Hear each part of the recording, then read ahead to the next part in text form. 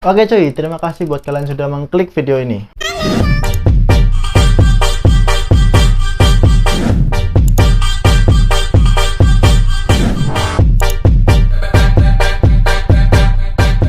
Kuliah kerja nyata atau biasa disebut KKN ini adalah salah satu mata kuliah wajib di masa akhir perkuliahan. Karena sifatnya ini pengabdian, maka tak jarang pula KKN ini berada di daerah pedesaan, pulau terpencil atau bahkan hingga pegunungan. Jadi jarang sekali itu KKN itu berada di daerah perkotaan. Nah, tapi kisah masa-masa KKN ini tak jarang pula. Banyak sekali kisah-kisah misteri yang dialami oleh mahasiswa tersebut. Nah, apalagi mereka itu berada di daerah lokasi yang seram. Nah, jadi pada kesempatan kali ini aku akan membagikan salah satu kisah dari mahasiswa yang KKN mahasiswa berasal dari daerah Jawa yang KKN-nya berlokasi di daerah Lombok. Bagaimana kisahnya? Simak video ini sampai selesai, oke?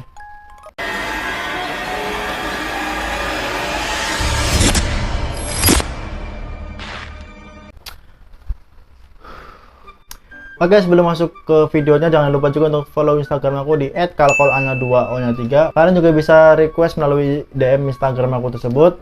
Dan jangan lupa juga untuk subscribe dan aktifkan loncengnya supaya kalian tahu kapan aku upload video baru.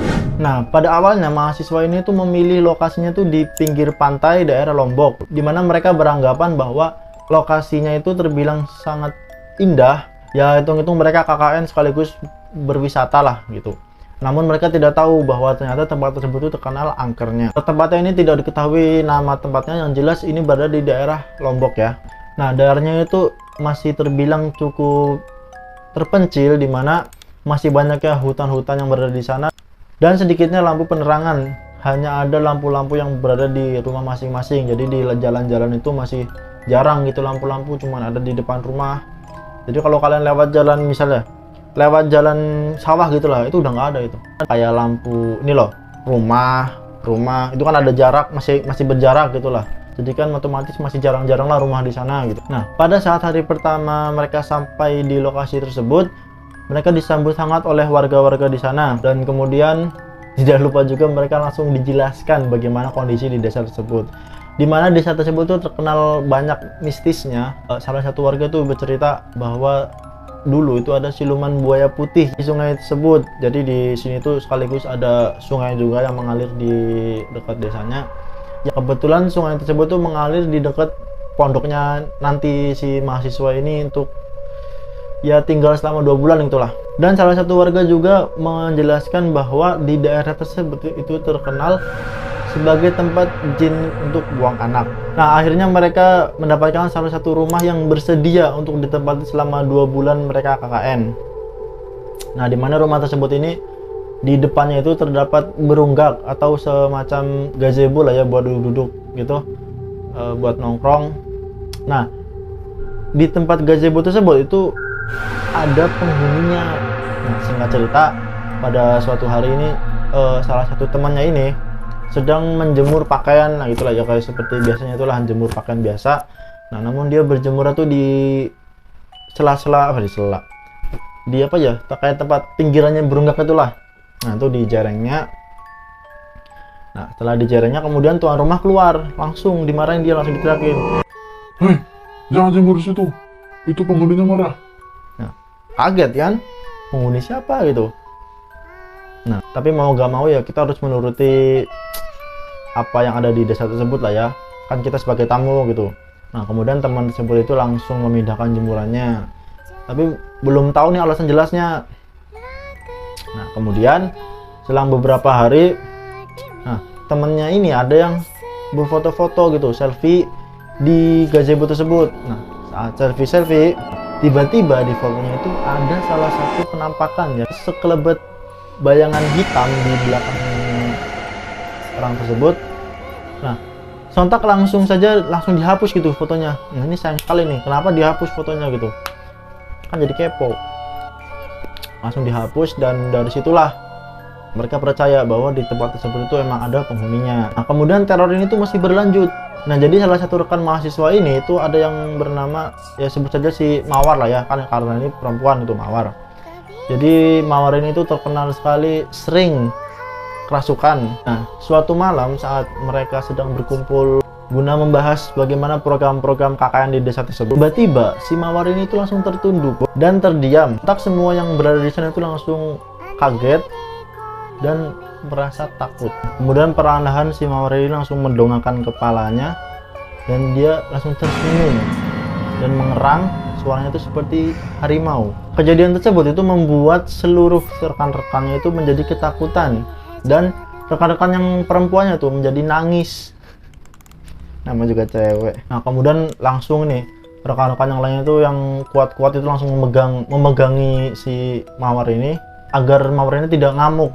Mata si Mawar ini kemudian melotot tajam dan tenaganya ini tuh si Mawar itu dikatakan kuat sekali gitu, kayak tenaga laki-laki gitu loh. Di sana itu mereka hanya bisa memeganginya sambil berzikir sebisa mereka. Nah, kemudian salah satu rekannya ini langsung ke tempat ustadz yang bisa menangani korbannya yang kerasukan. Nah, kemudian ustadz itu datang langsung menangani si Mawar ini dan Mawar ini langsung jatuh pingsan. Meskipun si Mawar ini sudah pulih dari kerasukannya, tapi keesokan harinya itu si Mawar itu sering sekali mendapati kesurupan. Karena kejadian tersebut, mereka langsung disuruh pindah dengan tuan rumah beralasan bahwa rumah tersebut itu akan direnovasi.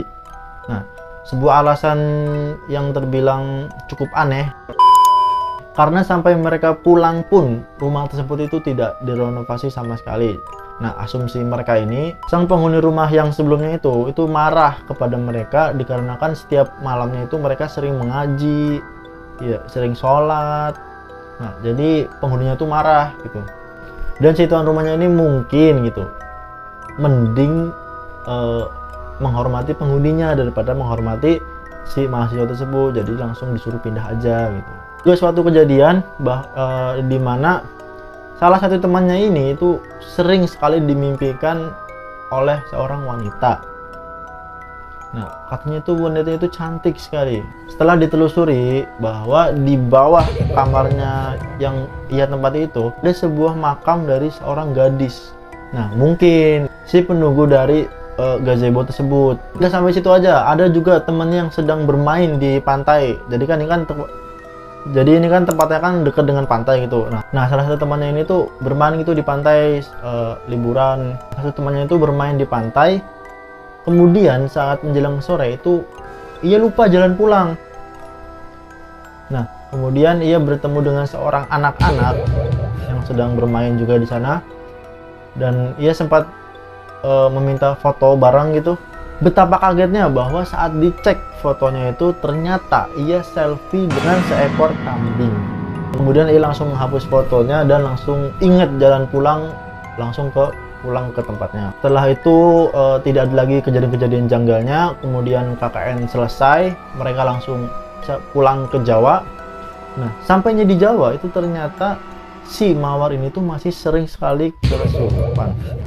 Apakah mungkin penghuninya tuh ikut ke Jawa? Oke, segitu dulu aja kisahnya.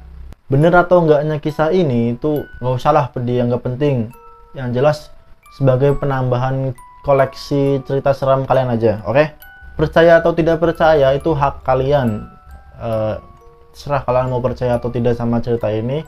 Dan yang jelas dimanapun kita berada itu kita harus menghormati yang berada di situ.